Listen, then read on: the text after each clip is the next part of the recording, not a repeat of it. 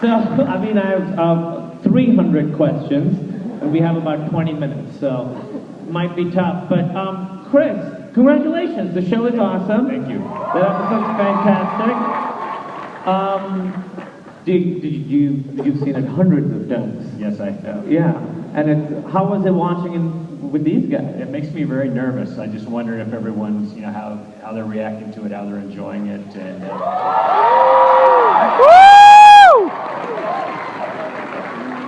I think they're into it. So, I wanted to ask you, why? Mitch kept asking me questions about what was going on. What's happening there? Yeah. Why are they doing that? Wait a minute. So what does that mean? Yeah, Mitch was like, Wait a minute, aliens? You mean Scully still loves you? You still love Scully? So I didn't really get to see much of it. Yeah, it's, I think they still love each other, but in a way that, I think Mulder wants something different. From Skinner? I think that's the great unrequited romance of the show.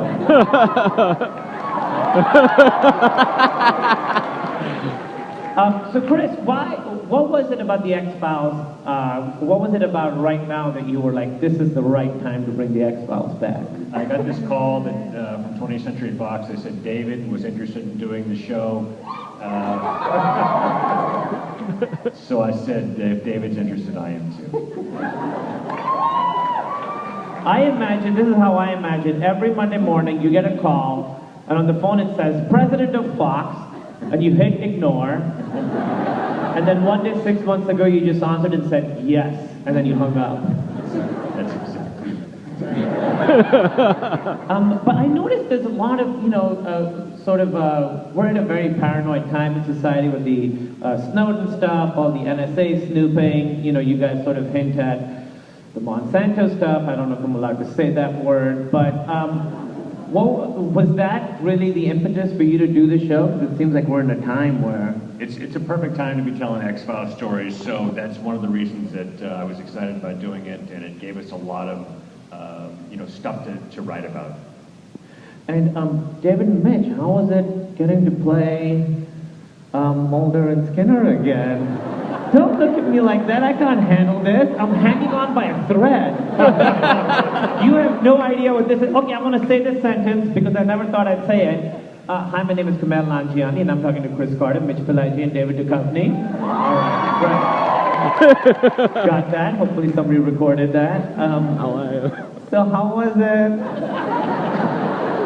Don't look at me. It's very difficult. So how was it playing these guys again? Well, just the fact that Jillian and Chris and Mitch were there, we all kind of have a group memory, I think is what happens when we get together.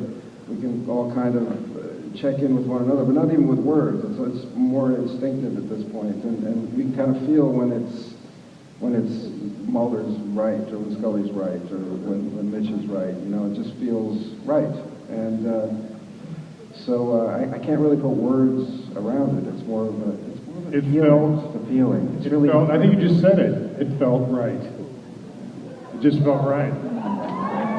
I always think of your relationship as like Skinner, you're like his strict father. You're like the guy like, I know you can do better, He's not the guy... Get out there and do it.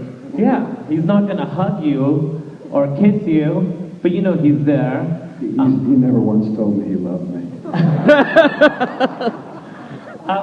And this character makes... I love you, David. Don't say I love you, Mulder, and do it in a Skinner voice. God damn it, Mulder.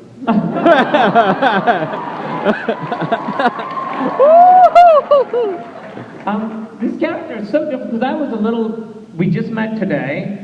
I was a little scared to meet you because, Skinner's a very intimidating character, but you're very different. How did you sort of create this character? You know what, it's just, I look at Chris's writing, and it just kind of it just happened. It was you know, and I've said this before. The character very much is very similar to my father, and I've watched my father at his work. He worked for the Department of Defense for years in the Middle East, and I watched him, and it just kind of his bearing and his demeanor just kind of seeped into what I was doing with Skinner. And I didn't really realize it until after my brothers and sisters and mom were watching the show, and after the first episode they saw me and they said, "That's Dad." And I was like, and then I looked at it and go, and it was my heart just like swelled. It is Dad. And so it's like he gave me a wonderful character that I could you know that I could do that with. So.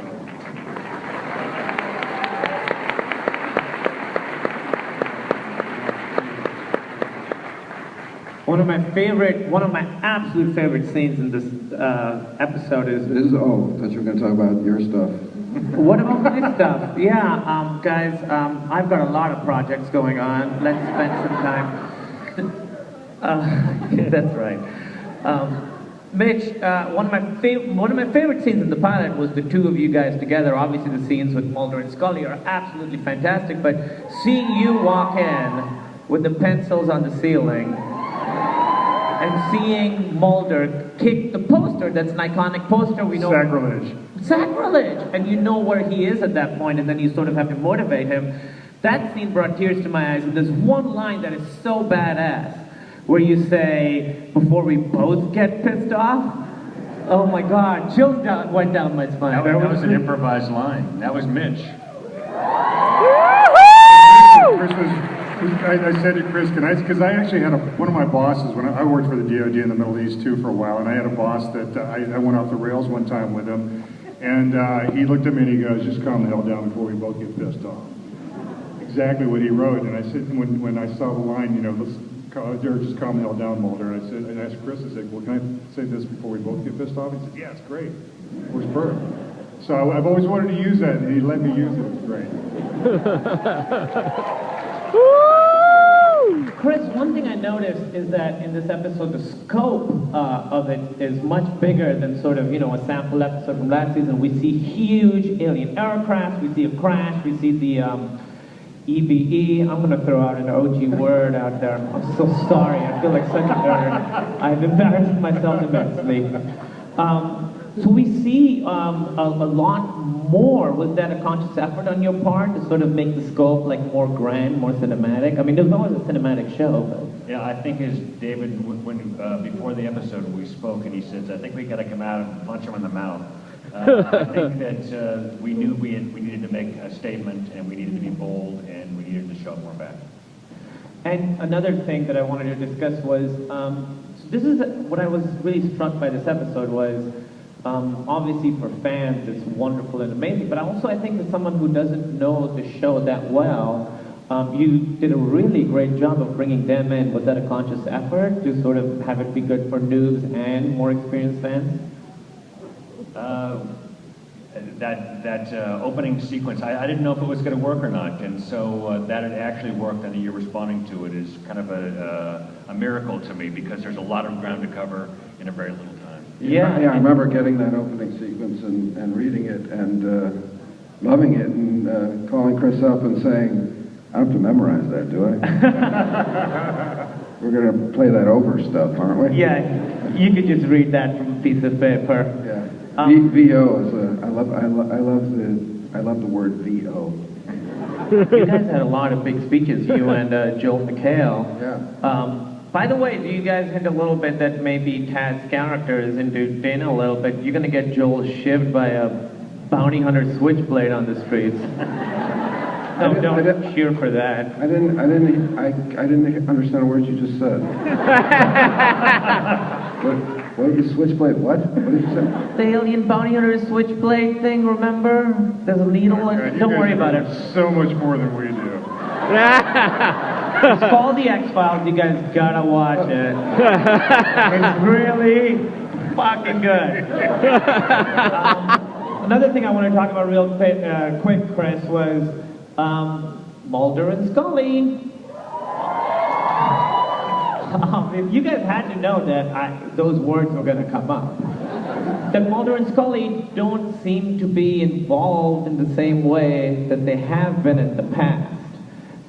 Where would you say they are now? This is where the sniper gets me. I'll protect you. Thank you. Yeah, that's a good idea. No, I mean, they're not living under the same roof, and that was a conscious thing, and we wanted to be true to the passage of time, so we're playing in real time, and Mulder and Scully have had their difficulties, so that's where we are.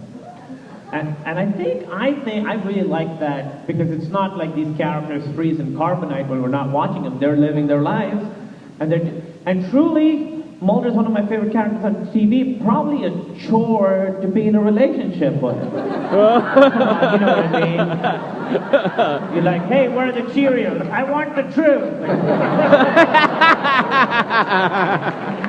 Take it down a notch.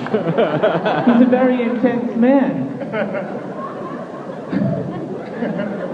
I feel like I've offended you, and I'm begging for forgiveness. I'm just enjoying.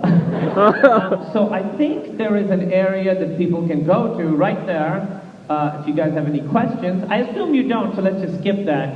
I'm joking. So there are people lined up. If you guys want to ask questions, line up, and let's start with them. Hi, I'm Fiorella. I'm from Staten Island, New York. Hi. Hi. I'm super nervous for the first time. Don't be, it's okay.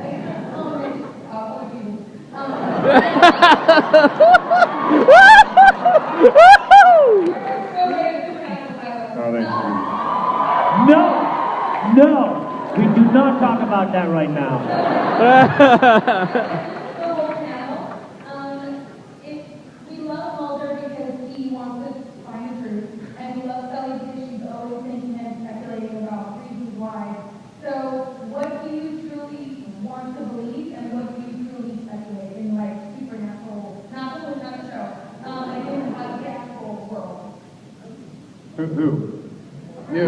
Oh, whether you guys are believers or not in Oh, paranormal phenomena. I'm a believer. I absolutely believe that there's extraterrestrial life.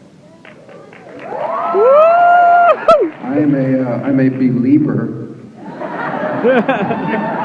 All right, thank you for coming. That's the end of the panel.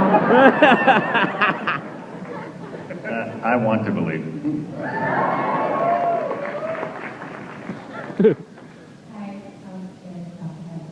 Hi. I'm Laura. I live in New York. Where? Oh, there we New go. York, when I originally came to the Philippines, and I did watch JJ films, I was in sixth grade. Oh, baby, it's okay. Don't worry about it. We came to it will take 3 years, and I stuck to it, and I've been a fan for, oh my God, for a long, long time. I have my own kid now, which I know I was when That's a very terrifying age to watch. Wait 2 more years. I need to watch it now. Anyway, oh my God, so I've been a huge fan. Thank you so much for bringing it back.